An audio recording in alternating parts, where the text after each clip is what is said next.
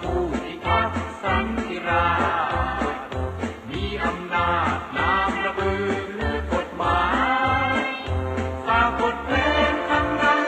เสียงของตำรวจไทยมีระเบียบเฉียบวินัยซึ่งทรงไว้นายบัญชาจากใจผู้พิทักษ์สันติราษฎร์คิดตนเป็นญาติดูแลแก้ปัญหา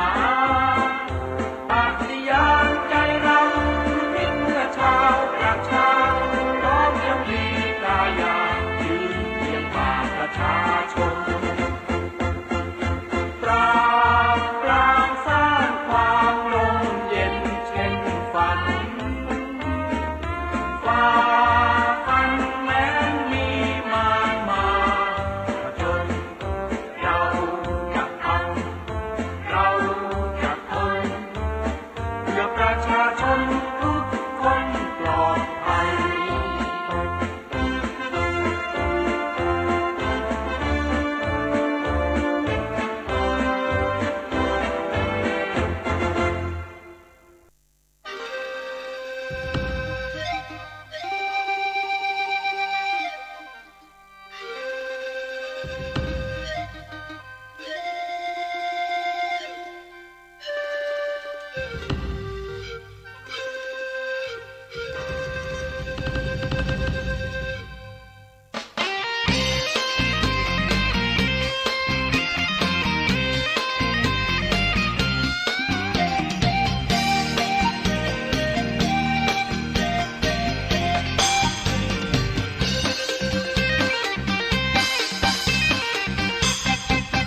ชาติไทยจะมีศักดิ์ศรีถ้าได้คนดีแล้วมาเป็นผู้แทนคนไทยสุขใจทั่วแดนถ้าได้ผู้แทนที่เป็นคนดี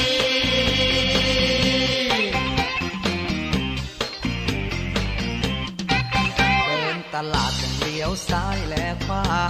กับข้าวกับปลาเรายังเลือกของดีจะซื้อหมูไก่ปูปลายังดูเหงือกดูตาไม่เลือกที่ทางพี่ตะโกนเนื้อเอามาทำอาหารเรายังคัดสรรไม่ใส่สารเร่งสีเลือกคนเข้ามาเป็นผู้แทนเลือกคนเข้ามาเป็นผู้แทนไม่ต้องเป็นซุปเปอร์แมนแต่ขอให้เป็นคนดีชาติไทยจะมีศักดิ์ศรีถ้าได้คนดีแล้วมาเป็นผู้แทนคนไทยสุขใจทั่วแดนถ้าได้ผู้แทนที่เป็นคนดี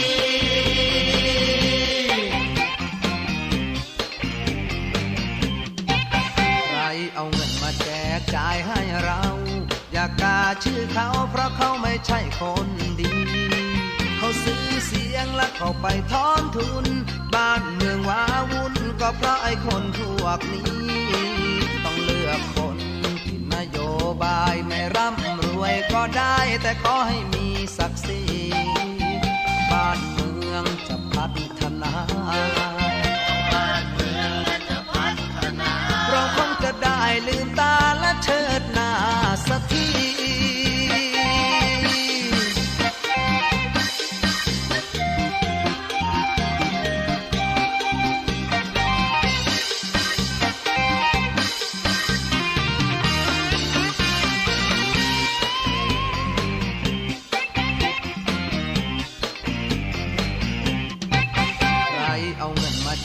จ่ายให้เราอย่ากาชื่อเขาเพราะเขาไม่ใช่คนดีเขาซื้อเสียงและเข้าไปทอนทุนบ้านเมืองว้าวุ่นก็เพราะไอ้คนพวกนี้ต้องเลือกคนที่นโยบายไม่ร่ำรวยก็ได้แต่ขอให้มีศักดิ์ศรีบ้านเมืองจะพัฒนาเราคงจะได้ลืมตาและเชิดหน้าสักทีชาติไทยจะมีศักดิ์ศรีถ้าได้คนดีแล้วมาเป็นผู้แทนคนไทยสุขใจ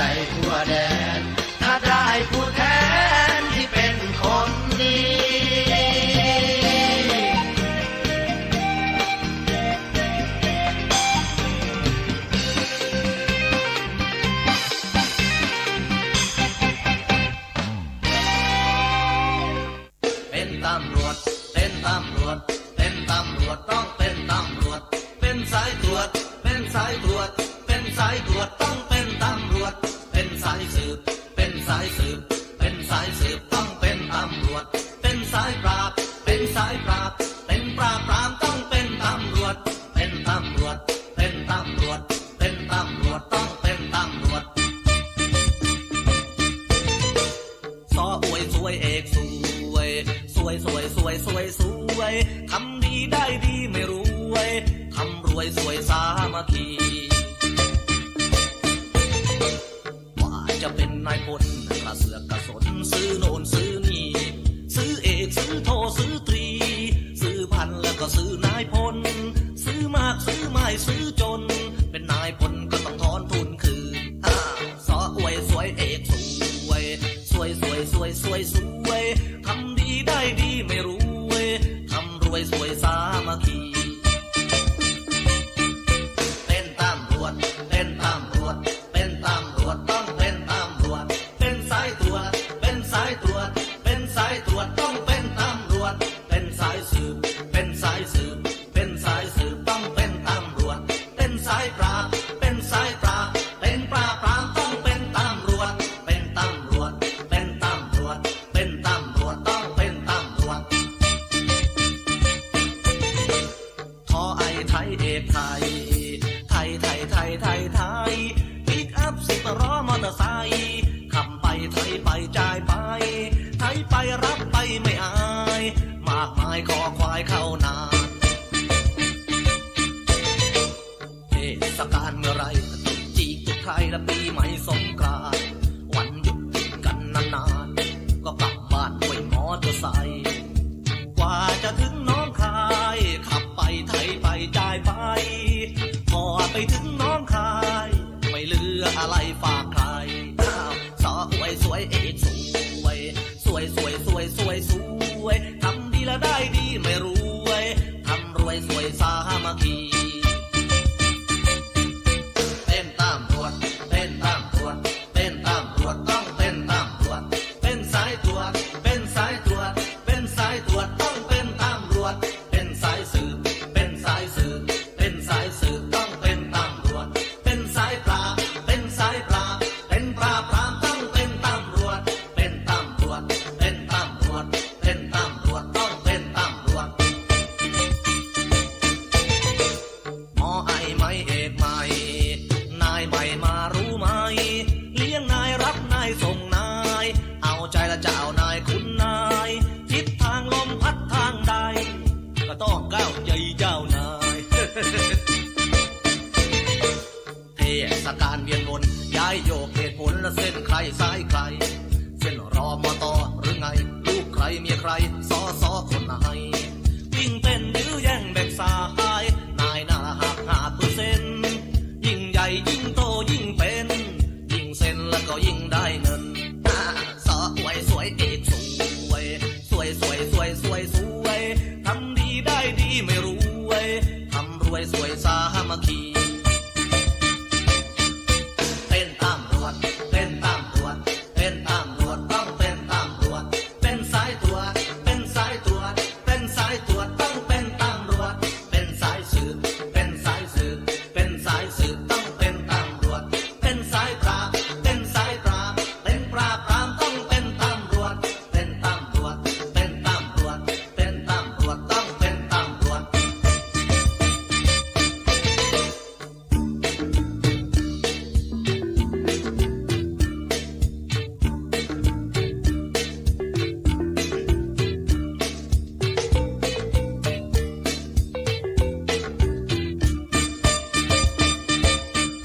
เป็นตำรวจเป็นตำรวจเป็นตำรวจต้องเป็นตำรวจเป็นสายตรวจเป็นสายตรวจเป็นสายตรวจต้องเป็นตำรวจเป็นสายสืบเป็นสายสืบเป็นสายสืบต้องเป็นตำรวจเป็นสายปราบเป็นสายปราบเป็นปราบปรามต้องเป็นตำรวจเป็นตำรวจเป็นตำรวจเป็นตำรวจต้องเป็นตำรวจสอไอใส่เอกใส่ใครใส่ชุดกากีใส่แล้วก็ต้องมีจิตใจใฝ่คุณและธรรมใส่แล้วก็ต้องทำจิตใจรักชายประชาว่าจะเป็น เป็นตรอต้องเรียนจหอเรียนนรตประชาชนก็รอตรอดีๆเมื่อไรจะมาเป็นที่พึ่งที่พาประชารัฐสังคมร่มเย็นหยาดเหงื่อแรงงานกระเซ็นจะกลั่นเป็นเงินเดือนต่อรอสออวยสวยเอกสวยสวยสวยสวยสวยสวยทำดีได้ดีไม่รวยทำรวยสวยสามัคคีเต้นตามตรวจเต้นตามตรวจเต้นตามตรวจต้องเต้นตามตรวจเป็นสายตรวจเป็นสายตรวจเป็นสายตรวจต้องเป็นตามตรวจเป็นสายสืบเป็นสายสืบเป็นสายสืบต้องเป็นตำรวจเป็นสายปราบเป็นสายปราบเป็นปราบปรามต้องเป็นตำรวจเป็นตำรวจเป็นตำรวจเป็นตำรวจต้องเป็นตำรวจเป็นสายตรวจเป็นสายตรวจเป็นสายตรวจต้องเป็นตำรวจเป็นสายสืบเป็นสายสืบเป็นสายสืบต้องเป็นตำรวจเป็นสายปราบเป็นสายปราบเป็นปราบปรามต้องเป็นตำรวจเป็นตำรวจเป็นตำรวจเป็นตำรวจต้องเป็นตำรวจ ครับก็ขอสวัสดีครับสำหรับท่านผู้ฟังที่เคารพทุกท่านนะครับก็กลับมาพบกันใหม่นะครับสำหรับรายการตำรวจพบประชาชนนะฮะในคลื่น FM 104.50 เมกะเฮิรตซ์แห่งนี้นะครับทุกวันพุธนะครับช่วงเวลา 11 นาฬิกาถึง 12 นาฬิกาครับซึ่งดำเนินรายการสดโดยกระผมร้อยตำรวจเอกสมชายสมใจมากนะครับก็เป็นรองสายวัดปฏิบัติงานป้องกันปราบปรามนะฮะแล้วก็เป็นเจ้าหน้าที่ชุดชุมชนและมวลชนสัมพันธ์ของสถานีตำรวจภูธรภูพิงค์และนิเวศนะครับซึ่งรายการนี้ก็ได้รับการดำเนินการจากท่านพันตำรวจเอกมนัสชัยอินเถื่อนซึ่งเป็นผู้กำกับการสถานีตำรวจภูธรภูพิงค์และนิเวศนะครับแล้วก็ท่านพันตำรวจโทจิรัตติพงษ์เลิศวิริยานันท์ซึ่งเป็นรองผู้กำกับงานป้องกันปราบปรามนะครับและอีกท่านหนึ่งก็คือท่านพันตำรวจโทรัตพงษ์ดาวเรืองซึ่งเป็นสารวัตรป้องกันปราบปรามแล้วก็เป็นหัวหน้าชุดปฏิบัติการชุมชนและมวลชนสัมพันธ์นะฮะก็มอบหมายให้ผมมาพบปะพูดคุยกับพ่อแม่พี่น้องนะฮะรวมทั้งถึงการแจ้งข่าวสารทางราชการให้พ่อแม่พี่น้องทุกท่านได้รับทราบนะฮะแม้แต่เรื่องของการป้องกันในเรื่องของMP2.5 หรือว่าพวกหมอกควันนะฮะต่างๆที่อาจจะเกิดขึ้นในช่วงของ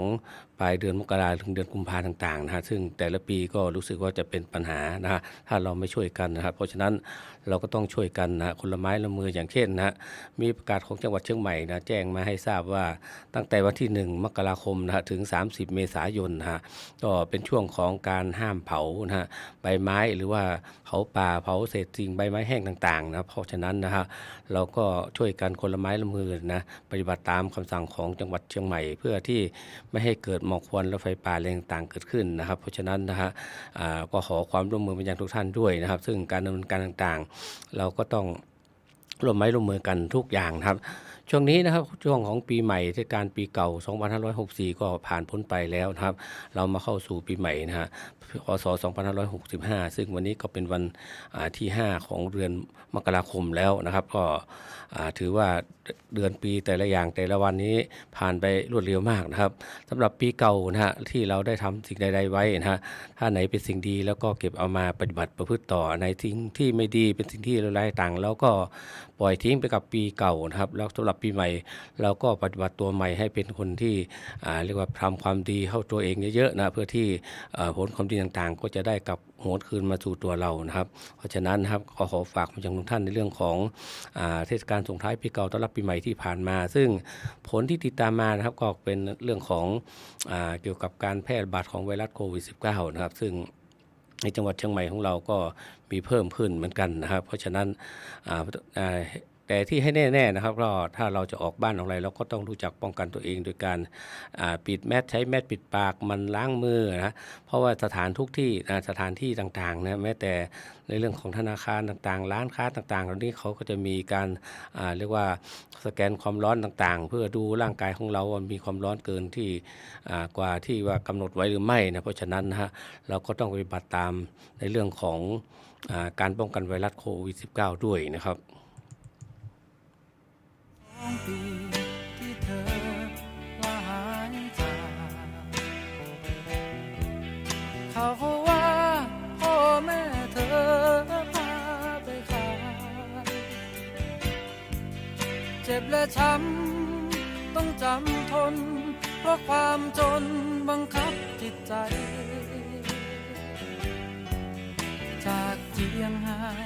ขายตัวอยู่สุไหงโกลกพี่ตั้งตารอให้เธอกลับคืนบ้านมาถึงไม่มีทีวีตู้เย็นก็ไม่เห็นเป็นไรทิ้งความเชื่อค่านิยมของคนเก่าล้าสมัยช่วยกันทำนาปลูกข้าวยังพอได้อยู่ผ่านชีวิตมาชื่นชมโลกสวยได้เพียง15 ปีแต่แค่นี้ชีวิตกลับมาพบกับความมืดมนผ่านมือชายเป็นร้อยเป็นพันต้องกล้ำกลืนและอดทนเพื่อเก็บเงินส่งบ้านไทยถอนตัวเอง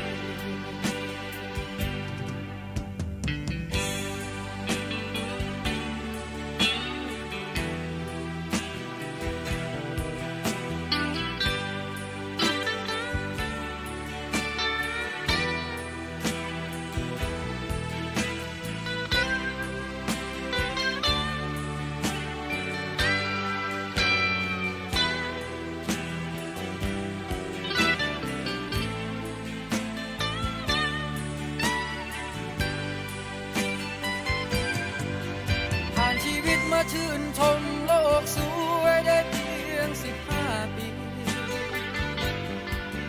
แต่แค่นี้ชีวิตกลับมาพบกับความมืดมนผ่านมือชายเป็นร้อยเป็นพันต้องกล้ำกลืนและอดทนเพื่อเก็บเงิน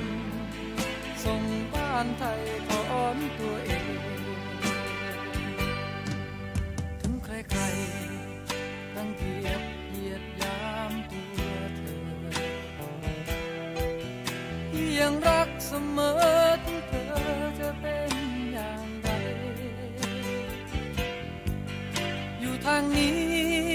ที่ทำงานทำนาทำสวนทำไรจะเก็บเงินไว้ไปไทยเธอคืนอยู่ทางนี้พี่ทำงานทำนาทำสวนทำไรจะเก็บเงินไว้ไปไทยเธอคืนมา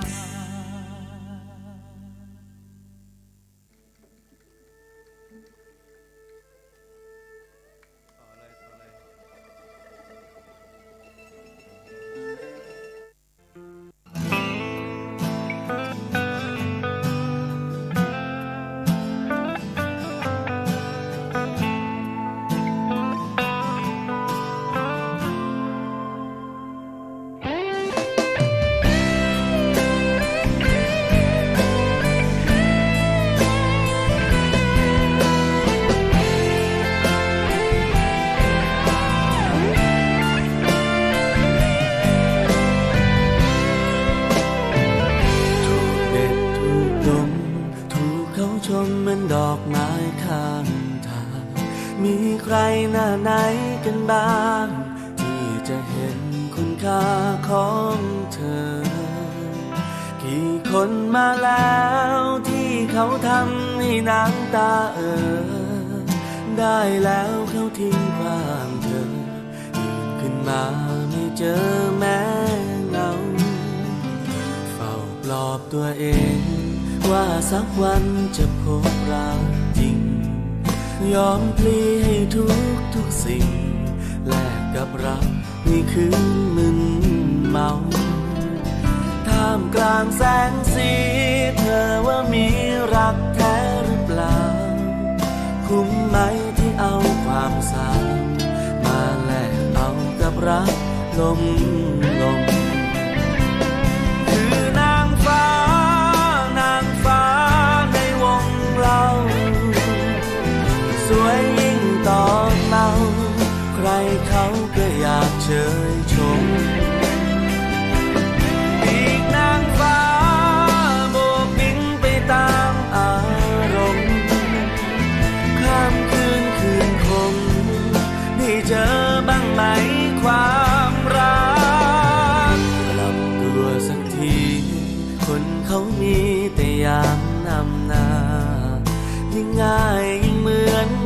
ค่าจะมีชายคนไหนฝากรัก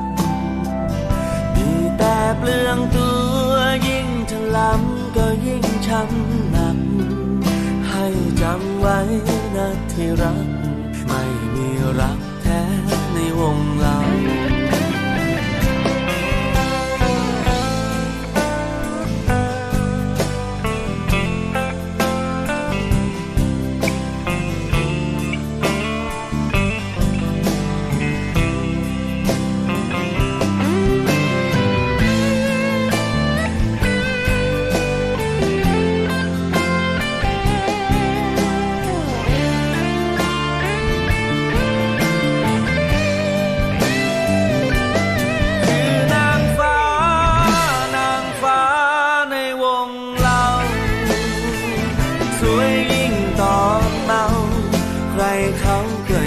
เชยชมปีกนางฟ้าโบกบินไปตามอารมณ์ข้ามคืนคมได้เจอบ้างไหมความรักกลับตัวสักทีคนเขามีแต่ยามนำหน้ายิ่งง่ายยิ่งเหมือนไร้ค่าจากมีชายคนไหนฝากรักมีแต่เปลืองตัวยิ่งถลำก็ยิ่งช้ำหนักให้จำไว้นะที่รักไม่มีรักแท้ในวงเรา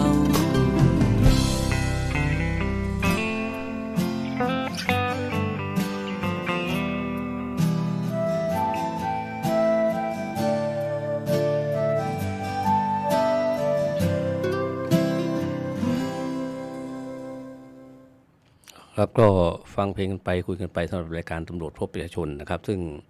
ดำเนินรายการโดยผมร้อยตำรวจเอกสมชายสมใจมากนะครับก็เป็นรองสารวัตรปฏิบัติงานป้องกันปราบปรามสถานีตำรวจภูธรภูพิงค์และนิเวศนะครับปีใหม่เมื่อสักครู่เราก็ได้คุยกันแล้วนะครับเรื่องเกี่ยวกับของไวรัสโควิด -19 แล้วก็การป้องกันหมอกควันต่างๆนะครับในส่วนของรองผู้กำกับงานสอบสวนนะครับแม้แต่พนักงานสอบสวนก็ฝากให้ผมมาประจำพันในเรื่องของการสั่งซื้อของออนไลน์ต่างๆนะครับก็ขอให้ท่านโปรดพิจารณาให้ดีนะครับบางทีของที่เราสั่งซื้อมามันอาจจะไม่เหมือนดังใจที่เราคิดไว้นะเพราะฉะนั้นนะฮะก็จะมีในส่วนของผู้เสียหายต่างๆนะฮะไปแจ้งความไว้ที่สถานีตำรวจนะฮะไม่ใช่เฉพาะของแค่สถานีตำรวจภูธรภูพิงค์และนิเวศทีเดียวนะครับก็หลายๆสพด้วยกันนะฮะในทั่วของจังหวัดเชียงใหม่หรือว่าอาจจะทั่วประเทศก็ได้นะครับเพราะว่าการสั่งของนั้นมันไม่ตรงปกหรือว่ามันไม่ตรงตามที่สั่งนะฮะบางทีของชิ้นอาจจะเล็กนิดเดียวนะครับบางทีไม่ใช่ของที่เราคิดไว้นะครับเพราะฉะนั้นนะครับการซื้อของต่างๆเราก็พยายามที่ไปหาซื้อเดินดูตามห้างเพื่อให้ได้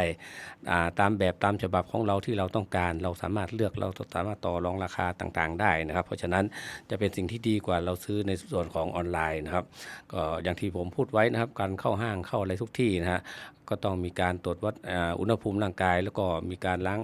มือด้วยเจลแอลกอฮอล์ต่างๆด้วยเพราะฉะนั้นนะเราก็ปฏิบัติตามกฎต่างๆของห้างของร้านต่างๆด้วยนะเพื่อเป็นการป้องกันการแพร่ระบาดของไวรัสโควิด -19 นะครับอีกเรื่องหนึ่งเรื่องของในส่วนของโรงเรียนในระดับของประถมศึกษานะครับแล้วก็โรงเรียนแบบขยายโอกาสตอนนี้นะฮะในส่วนของจังหวัดเชียงใหม่ก็ประกาศให้เลื่อนการเปิดการสอนแบบออนไซต์นะหมายความว่าการสอนแบบปกตินะครับตอนแรกจะให้เปิดวันที่4ของเดือนเมษายนนะฮะก็ให้เลื่อนไปเป็นเลื่อนการปิดไปถึงวันที่10นะครับ10เดือนขอโทษนะฮะ10 เดือนมกราคมนะครับตอนแรกก็จะเปิดวันที่4 เดือนมกราคมนะครับตอนนี้ก็ให้ไปเปิดนะฮะอาจจะหลังวันที่10นะครับแต่ยังไม่แน่นอนว่าคำสั่งนี้จะเพิ่มเติมวันหยุดวันปิดนะฮะในเรื่องของการป้องกันไวรัสโควิด -19 หรือไม่เพราะฉะนั้นนะฮะเราก็มาดูผลกันอีกทีในเรื่องของการเรียนการสอนของเด็กนะฮะซึ่งก็มีปัญหาบางโรงเรียนนะครับบางโรงเรียนเขาก็มีอุปกรณ์มีอะไรต่างๆครบก็ให้เด็กนะฮะบางกลุ่มมานั่งเรียนออนไลน์นะฮะในที่โรงเรียนบางคนก็ไม่มีมือถือแบบ Android ไม่มีนะฮะเรียกว่าไม่มีสมาร์ทโฟนเขาก็ไม่สามารถที่จะเรียนในส่วนของการเรียนออนไลน์ได้เพราะฉะนั้นบางโรงเรียนเขาก็จัดให้คุณครูนะฮะก็ให้นำให้นักเรียนสามารถที่จะ มานั่งเรียนในห้องโดยจัดเว้นระยะห่างของเด็กนักเรียนไปด้วยนะครับก็เป็นสิ่งที่ดีอย่างหนึ่งนะครับแต่บางโรงเรียนเขาจะไม่มีการจัดให้เขาก็เป็นการมอบงานต่างๆให้นักเรียนเอาไปทำที่บ้านนะเสร็จแล้วก็เอามาส่งให้ครูที่โรงเรียนเลยลักษณะประมาณนี้ซึ่งโดยสรุปแล้วครับผลการต่างๆนะฮะมันก็ไม่เป็นไปตามที่ว่าเด็กจะต้องได้รับการเล่าเรียนศึกษาเล่าเรียนเต็มที่เต็มทางก็ไม่ค่อยได้เต็มที่แล้วเพราะฉะนั้นนะฮะเพื่อเป็นการป้องกันของไวรัสโควิด -19 นะครับในส่วนของตำรวจก็เหมือนกันนะในส่วนของโครงการแดหรือโครงการศึกษาเพื่อต่อต้านการใช้ยาเสพติดเด็กนักเรียนช่วงนี้นะฮะก็จะมีการเปิดสอนออนไลน์เท่านั้นนะครับในส่วนของสอนออนไลน์นี้ยังบางโรงเรียนนะครับก็ยังไม่มีความพร้อมเรื่องของเด็กแล้วก็ของผู้ปกครองด้วยเพราะฉะนั้นนะฮะเราก็ต้องช่วยกันคนละไม้ละมือบางทีนะเด็กก็ไม่ได้ติดมาแต่บางทีผู้ปกครองเอามาติดกับเด็กก็มีในเรื่องของไวรัสโควิด -19 เพราะฉะนั้นทุกคนก็ต้องระมัดระวังในเรื่องของการป้องกันการแพร่ระบาดของไวรัสโควิด -19 ด้วยนะครับก็ขอฝากมาถึงท่านในเรื่องของการป้องกันไวรัสโควิด -19 นะครับอีกอย่างหนึ่งเรื่องของการป้องกันอาชญากรรมก็เหมือนกันนะฮะตอนนี้นะฮะเมื่อก่อนนี้จะมีในส่วนของเจ้าที่ตำรวจเขาจะมีทุกสถานีตำรวจนะฮะก็จะเลือกหมู่บ้านเพื่อเป็นหมู่บ้านเรียกว่าหมู่บ้านชุมชนยั่งยืนนะครับเพื่อให้ป้องกันเรื่องของยาเสพติดนะฮะในส่วนของปีงบประมาณ 2565 นี้นะฮะเขาก็จะเป็นในเรื่องของในส่วนของ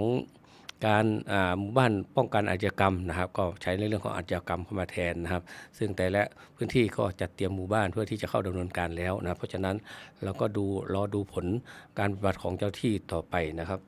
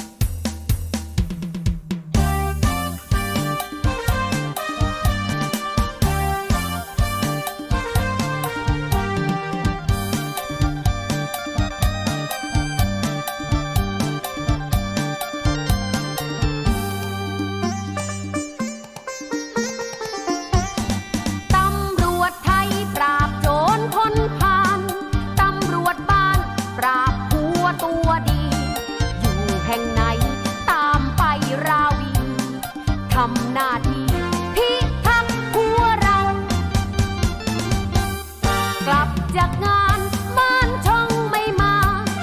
เที่ยวเฮฮาปานเพิ่นเป็นบ่าว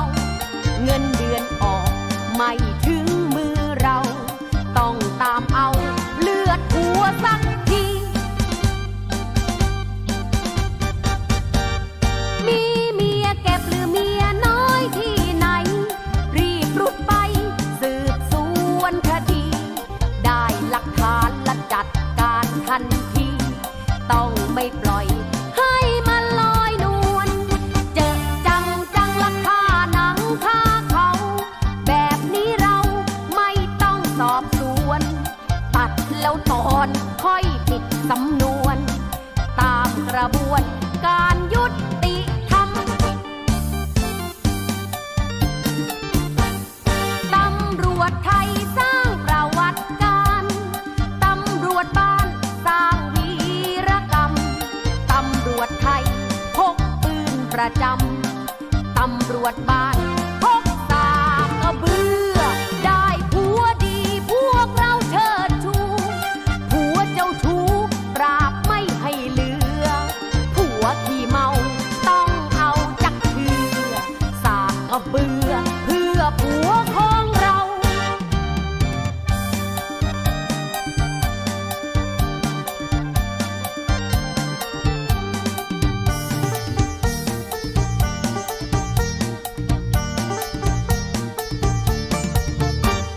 มีเมียเก็บหรือเมียน้อยที่ไหนรีบรุดไปสืบสวนคดีได้หลักฐานและจัดการทันทีต้องไม่ปล่อยให้มันลอยนวลเจอจังละค่าหนังค่าเขาแบบนี้เราไม่ต้องสอบสวนตัดแล้วตอนค่อยปิดสำนวนตามกระบวนการยุติธรรมตำรวจไทยสร้างประวัติการตำรวจบ้านสร้างวีรกรรมตำรวจไทยพกปืนประจำตำรวจบ้านพกสากกระเบือได้ผัวดีพวกเราเชิดชูผัวเจ้าชู้ปราบไม่ให้เหลือผัวขี้เมาต้องเอาจักเชือสากกระเบือเพื่อผัวของเรา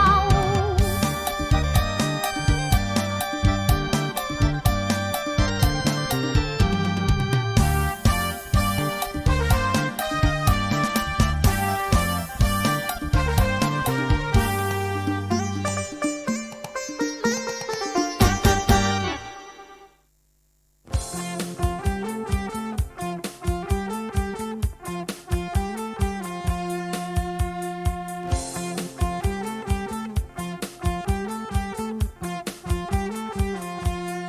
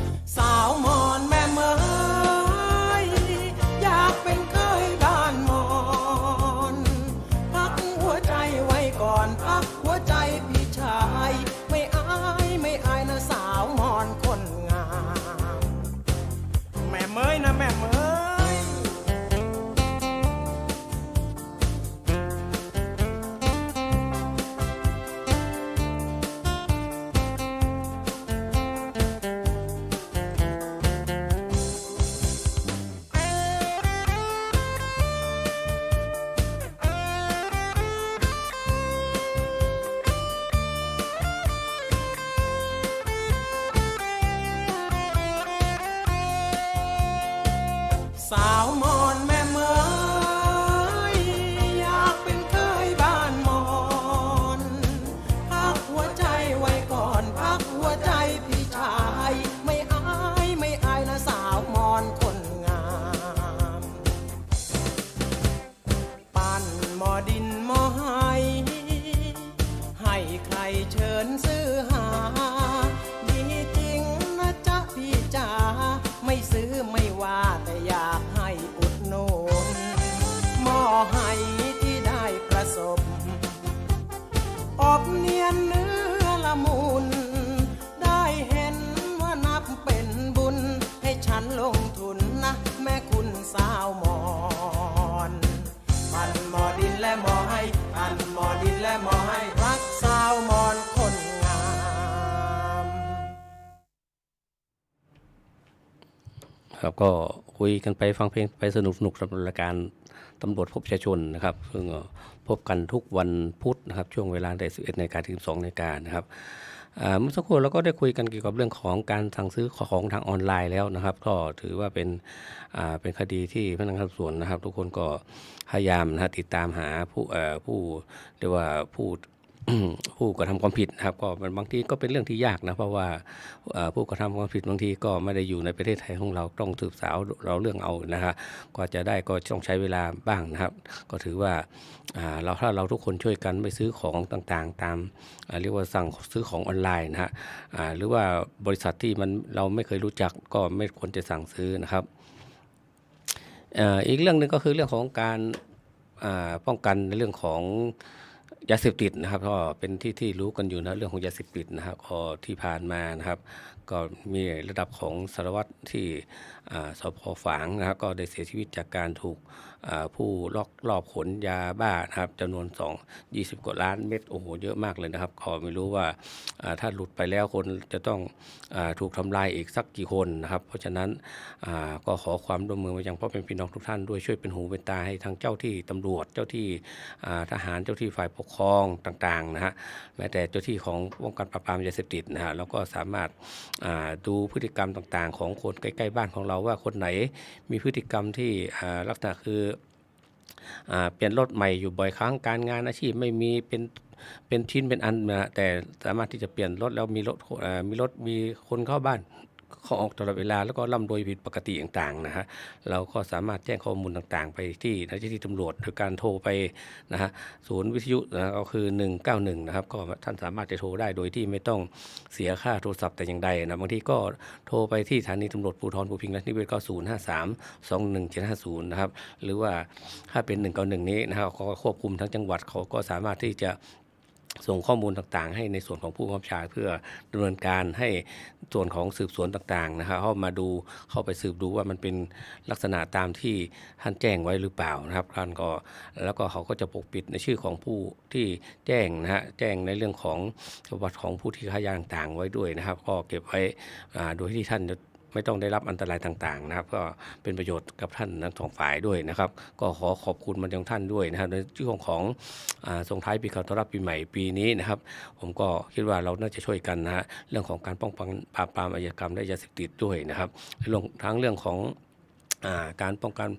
เกี่ยวกับไฟป่าควันป่าต่างๆด้วยนะครับเพราะฉะนั้นถ้าเราช่วยกันทุกสิ่งทุกอย่างมันก็คงจะสำเร็จนะครับช่วงนี้ก็คงจะเข้าสู่ในช่วงท้ายของรายการแล้วนะครับซึ่งรายการนี้นะครับเราก็จะพบกันทุกๆนะฮะเรียกว่าทุกๆวันพุธนะช่วงเวลาตั้งแต่ 11 นาฬิกาถึง 12 นาฬิกานะครับซึ่ง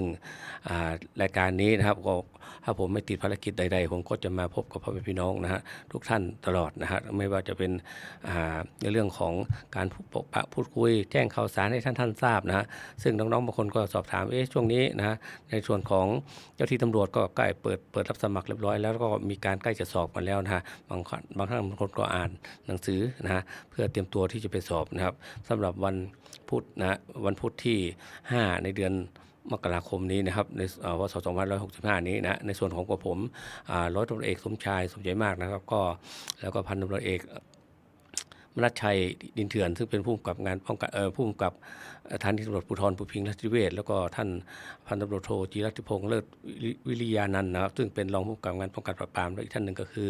ท่านพันตำรวจโทรัฐพงษ์ดาวเรืองซึ่งเป็นสารวัตรป้องกันปราบปรามและเป็นหัวหน้าชุดปฏิบัติการชุมชนมลชนพันธ์นะครับคงมาพบกับท่านเวลาสู่ช่วงท้ายของรายการแล้วนะในส่วนของผมก็ต้องขอกล่าวคำว่าสวัสดีครับ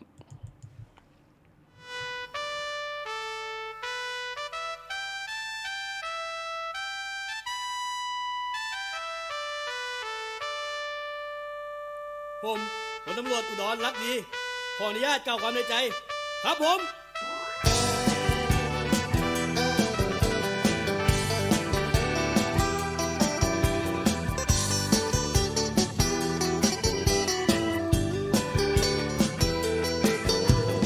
อยากได้ระบายความรู้สึกในใจแต่ก่อนร่ำชาไรเขาเป็นตำรวจไล่กวดจับผู้ร้ายปรามปราบให้หมดสิ้นไอเรื่องจะโกงกินไม่มีไหนกระบาลทำงานจนแค่พลานล้างพลานกับเหล่าร้ายเงินเดือนไม่ยาใส่ทนได้ไม่สายดินที่นอนที่กินหนูดินยังนอนตายผู้ร้ายอยู่สบายเหมือนยาจกกับเศรษฐี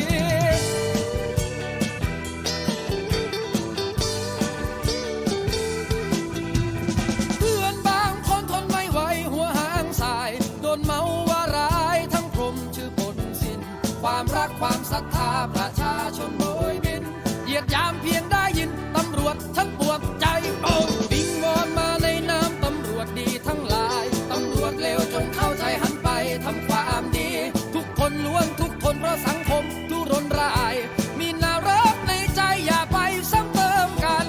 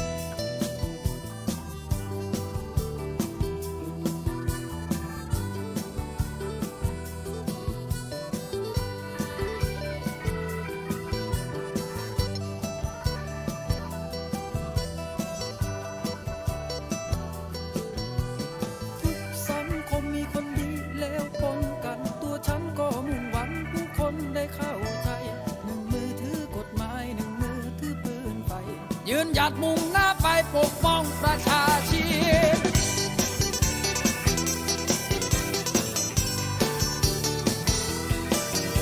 วิงวอนมาในน้ำตำรวจดีทั้งหลายตำรวจเลวจงเข้าใจหันไปทำความดีทุกคนล้วนทุกคนเพราะสังคมทุรนรายมีนรกในใจอย่าไปซ้ำเติมกัน